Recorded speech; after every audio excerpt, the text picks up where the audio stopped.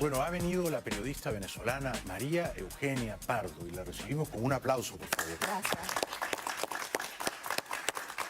Bienvenida y feliz Día del Periodista. Gracias. Aunque no sé si hay mucho que felicitar por la situación que está viviendo el periodismo en Venezuela. Sí, Ciertamente estamos bajo una dictadura, les guste a quien le mencione o no, y en dictadura no se puede ejercer el periodismo. Tal cual, tal cual. Me contabas antes de comenzar la entrevista que vinieron tu esposo y tú hace más o menos 12 años aquí. Sí. Cuando todavía ejercías el periodismo allá en tu país, en Venezuela, ¿pudiste conocer a Chávez? ¿Lo entrevistaste alguna vez? Sí, estuve en algunas ruedas de prensa en la que estaba. Ciertamente desde la primera vez que lo vi, yo tenía, el 4 de febrero tenía 22 años. Y aquello fue el poder por el poder mismo, ¿no? Fue algo que a mi generación, una generación que apenas estaba creciendo, recuperándose de un viernes negro que nos cambió la vida a todos los que veníamos de aquella Venezuela saudita que era insostenible y vivimos. Ver a Hugo Chávez fue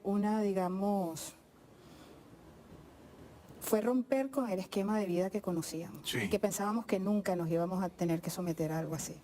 Sin embargo, como buen encantador de serpientes, logró no solo, digamos que enamorar y complacer a muchos de mis congeneracionales, como también a muchos dueños de medios de comunicación y empresarios que le financiaron su campaña. Y hoy estamos pagando las consecuencias. Sí, terrible, terrible. Fue un gran seductor, fue un gran encantador de serpientes, como has dicho tú. Bueno, ¿cómo ves las cosas en tu país? Enero fue un buen mes, febrero parecía ser un muy buen mes. Todo se veía bien encaminado. Creo que el primer revés lo sufrimos el 23 de febrero, cuando no entró la ayuda humanitaria, y el segundo revés lo hemos sufrido el 30 de abril, cuando Leopoldo sale de su casa. Yo creo que Leopoldo sale de su casa pensando, esta noche yo estoy en Miraflores, y termina en la Embajada Española. ¿Cómo ves tú las cosas? ¿Eres optimista? ¿Crees que van por buen camino? El optimismo no lo puedo perder, porque perder el optimismo sería entregarse y no nos podemos entregar. Ni como periodistas ni como venezolanos. Y aquí voy a hablar como venezolana.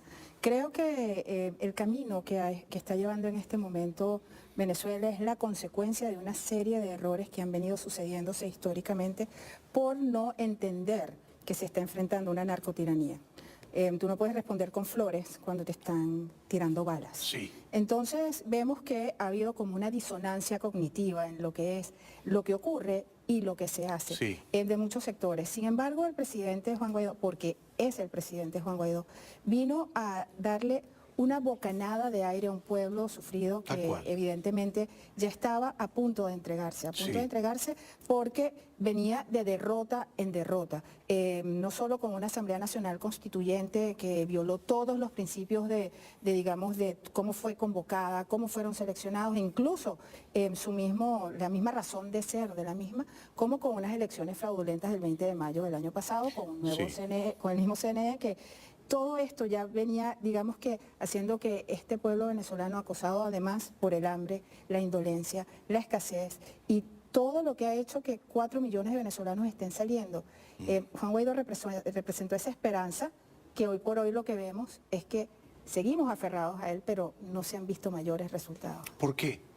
Creo que hay una confabulación de factores, ¿no? ¿Cuáles serían? El primero, un entorno que está devaluado en cuanto a credibilidad y que en muchas ocasiones y en muchas personas pareciera no ser moralmente solvente. El entorno de Guaidó, dices tú, lo induce a cometer errores. Creo que no le permite actuar con la pasión y la determinación de sus 35 años. A ver, dime 2 o 3 nombres de ese entorno que tú crees que son una influencia nociva. Manuel Rosales, indudablemente. Manuel Rosales tiene una... ¿Es cercano Guaidó a él?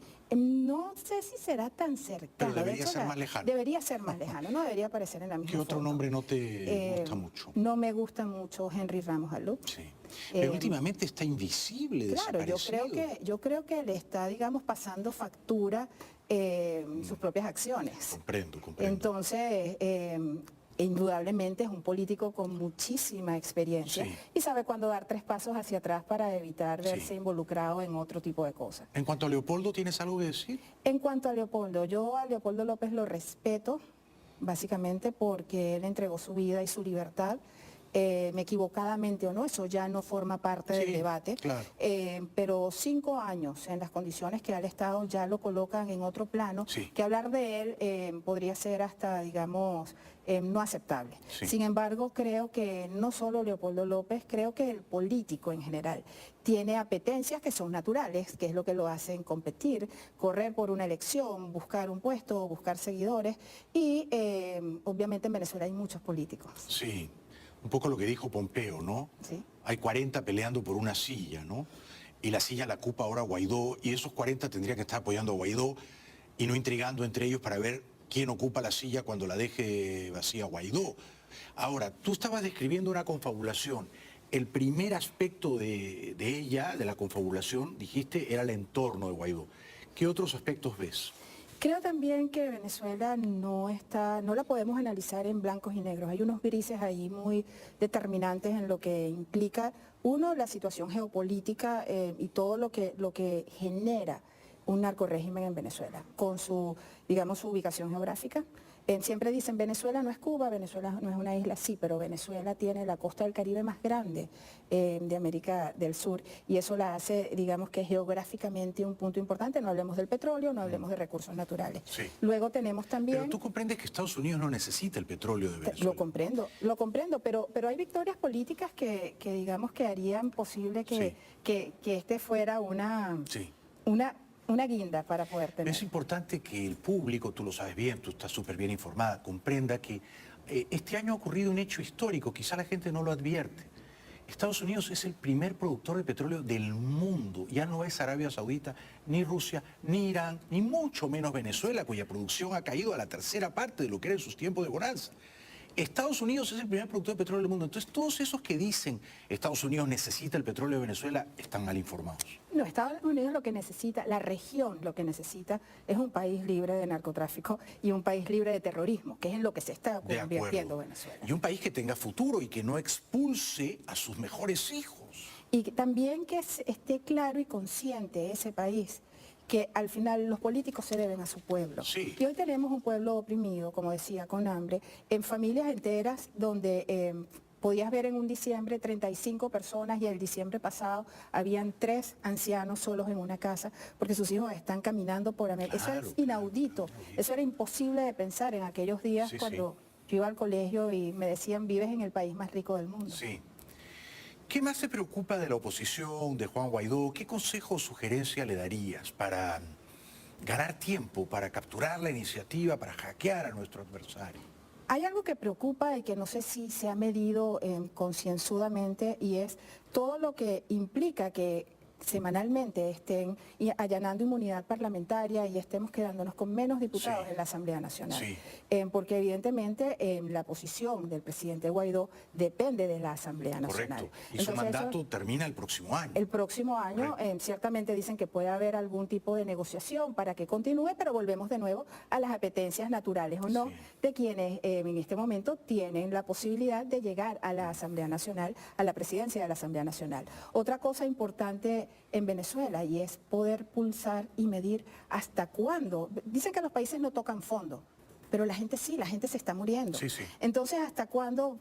¿Cuál va a ser el impacto de la crisis energética, tanto en gasolina como en electricidad? ¿Cuál va a ser el impacto que hay de niños que no pueden? O sea, estamos matando a una generación que no están yendo a los colegios porque sencillamente no tienen cómo llegar o no tienen cómo ir. Pero ¿qué le diría al presidente Guaidó? Que evidentemente tiene que tomar acciones, porque intenciones no preñan, como se dice en venezolano completo. Ahora, antes del primer corte, Felipe González le aconsejó a Guaidó: no anuncies fechas, no digas días, no digas horas, porque luego pasa lo que pasa, que la gente queda defraudada, como ha ocurrido el 23F y el 30A, ¿no?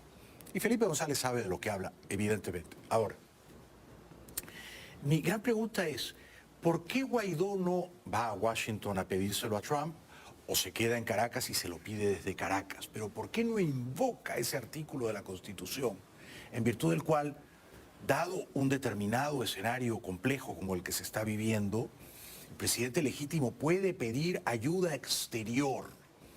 ¿Debe hacerlo, en tu opinión? Y si debe hacerlo, ¿de qué manera debería hacerlo? Creo que Venezuela, él dijo que él estaba jugando en todos los tableros. Evidentemente no está jugando en todos los tableros porque en ese no está jugando. No. Hay que pedir la ayuda y como decías tú ayer, la fuerza no tiene que ser un ataque militar como se lo quiere vender el régimen al pueblo para que tenga terror. Correcto. De lo que ocurra. Creo que el presidente Guaidó debe entender que su rol va mucho más allá de un partido político o de una cúpula política. Él hoy por hoy tiene la posibilidad y digamos la responsabilidad histórica de sacar a Venezuela de donde está y únicamente lo va a lograr pidiendo ayuda. ¿Y por qué no lo ha hecho todavía? ¿Por el entorno? Creo que no lo ha hecho porque aparte del entorno hay muchos intereses de los cuales uno como periodista siempre se va enterando, intereses que le impiden actuar como... ¿Cuáles serían esos intereses? Perdona que yo no los entienda o no los vea o no los imagine. O sea, ¿qué interés puede tener Guaidó de que Maduro siga en el poder? Bueno, ¿qué interés pueden tener ciertos sectores de Venezuela que no cambie el status quo de este momento porque sus bolsillos y sus cuotas de poder se verían realmente impactadas? Claro, claro. O sea, tú sugieres que hay líderes opositores que hacen un buen negocio con la dictadura, digamos, a los que les conviene que la dictadura siga en pie. Creo que hay venezolanos de todas las tendencias que están llenando sus arcas y sus egos con lo que está ocurriendo en Venezuela. Esta es la última pregunta de este segmento. ¿Tú crees que Trump nos va a salvar? ¿El presidente Trump? Sí. Realmente no tendría por qué. Y te digo porque lo creo. Porque en Venezuela es algo muy complejo que estos meses se ha demostrado que se le ha escapado de las manos. Creo que en Venezuela hace falta, el venezolano está así aferrado a algo, pero cuando ve hacia atrás, no tienen que aferrarse hacia atrás.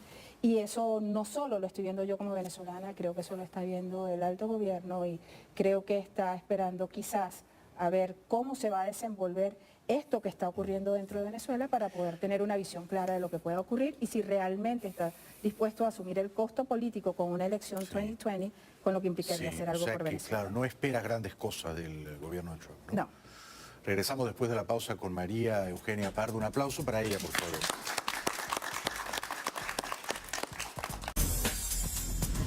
Bienvenidos de vuelta al programa. Estamos conversando con una brillantísima periodista venezolana, María Eugenia Pardo, que está describiendo con mucha inteligencia y elocuencia el drama, ¿no? El drama apocalíptico de Venezuela, ¿no?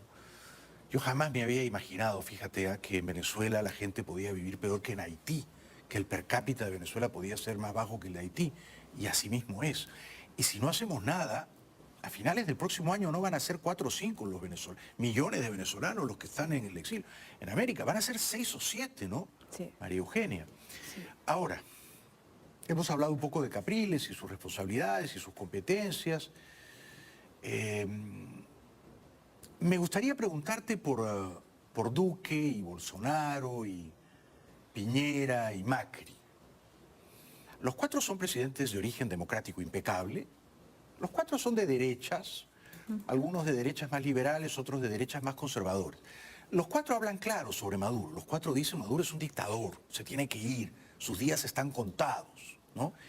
Pero luego que dicen todo eso, yo digo, en realidad están más contados los días de Piñera y de Macri que los de Maduro. Porque los de Piñera y de Macri, como son demócratas de verdad, sí que están contados. Ellos sí tienen un calendario electoral, ¿no? O sea, si Macri pierde el 27 de octubre o en segunda vuelta el 24 de noviembre, sus días están contados hasta el 10 de diciembre. Los de Macri están bien contaditos, los de Maduro no están tan contados. Porque ¿quién los cuenta? Los cuenta Tibisay, los cuenta Raúl Castro. Entonces, mi pregunta es ¿por qué esos 4 líderes latinoamericanos se oponen tan enfáticamente cuando Washington hace las consultas a que se use alguna forma de fuerza militar o policial para propiciar el advenimiento de la libertad en Venezuela? ¿Cómo lo explicas tú? Bueno, conversábamos también que yo considero que la oposición venezolana ha sido bastante ingenua y creo que los 4 fantásticos también pecan a veces de eso.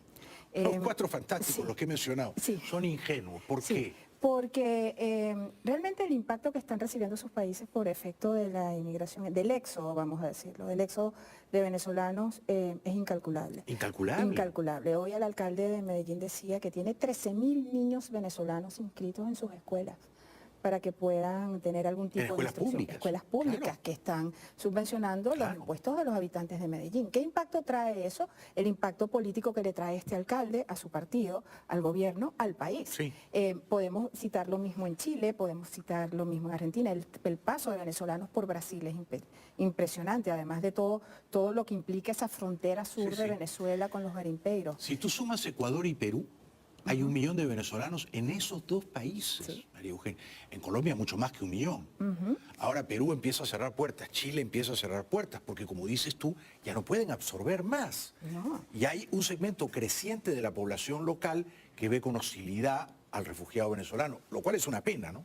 Es una pena, Sí, pero es una realidad. pero es una realidad. Y es una realidad que nosotros aquí como inmigrantes en los Estados Unidos pues hemos visto cómo la creciente emigración venezolana que se ha venido a establecer aquí, hoy tú puedes encontrar un venezolano prácticamente en cualquier sitio, prestando servicio, trabajando, estudiando. Es increíble cómo ha crecido la población venezolana. A mí me escriben de Doha, de Dubái, de Abu Dhabi, no digamos ya de Australia, o sea, de Nueva Zelanda, están en todas partes. Bueno, has nombrado países en donde mis amigas del colegio, que nos graduamos en 63 niñas en 2 secciones, nuestro grupo de WhatsApp es internacional. Claro.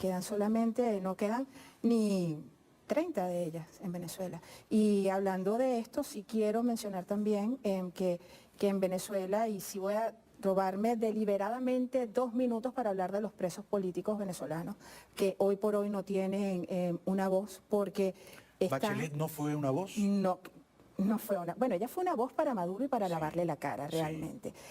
Cuando le dijo presidente a Maduro y señora Guaidó, y puso a Guaidó, presidente Guaidó, en el mismo nivel que Diosdado Cabello como presidente de una ilegítima Asamblea Nacional. Eso demuestra ya una mala intención con la solución al problema catastrófico que vive el venezolano. De acuerdo. Y ir a visitar a unos presos políticos en donde realmente maquillaron las cárceles y todo lo que hicieron, pero el drama diario del preso político que se está... Son más de 700, Son más de 700 y cada uno tiene familia, cada uno tiene esperanza, cada uno y cada venezolano y cada persona en el mundo, porque tenemos el deber moral de levantar la voz, porque no puede existir un solo preso político en ningún país del mundo. De acuerdo. Y en Venezuela tenemos más de 700. Sí. Entonces, cuando vemos esto, ¿qué pasa con los países de alrededor? Están impactados por la inmigración venezolana, pero también temen que una guerra en Venezuela, creo yo, y una intervención, tal como se las han pintado y tal como ellos, me imagino que también escucharán al Mazodando y todo esto, y tendrán equipos de inteligencia haciendo análisis de contenido, pues también creerán que producirá un éxodo mayor para sus países y dirán, no, vamos a dejarlo así por ahora, vamos entonces a que Estados Unidos se quede muy quieto allá y vamos a tratar de resolverlo diplomáticamente. Lo que pasa es que los tiempos de la diplomacia no son los mismos tiempos del hambre de un pueblo y no son compatibles. Entonces hoy vemos una reunión de la OEA en Medellín, donde vemos a un México que se levantó prácticamente de la mesa y dijo, no voy a aceptar la representación del presidente Guaidó. México pateó el tablero, Uruguay pateó el tablero, que hay que estar. Uruguay se fue de la sesión. Sí, y dijo, no lo aceptamos. Entonces, cuando vemos esta situación y vemos que Venezuela, que más de 50 países han aceptado lo que en Venezuela es ley, que es nuestra Constitución, vemos cómo México, que está justo aquí al sur nuestro, como Uruguay, que está recibiendo también a venezolanos, pero sin ir más lejos de España. En España hoy conviven lo que es la Cancillería bolivariana del régimen de Maduro con el embajador Ecarri del gobierno del presidente Guaidó. Entonces, ¿en dónde quedamos los venezolanos? Atrapados en el medio de diálogos, negociaciones, ingenuidades, intereses malsanos y sobre todo una manipulación total de la información que hace que las personas no puedan tener un criterio independiente, específico de lo que está ocurriendo en Venezuela. ¿Hay algún liderazgo de la oposición que te merezca así confianza? Sí. Yo valoro la coherencia, la sindéresis y sobre todo la valentía de María Corina Machado. Sí, yo también. Te aplaudo. Un aplauso para María Corina. A mí me gusta Diego Arria, te confieso. Sí. Habla claro, ¿no? Habla claro también.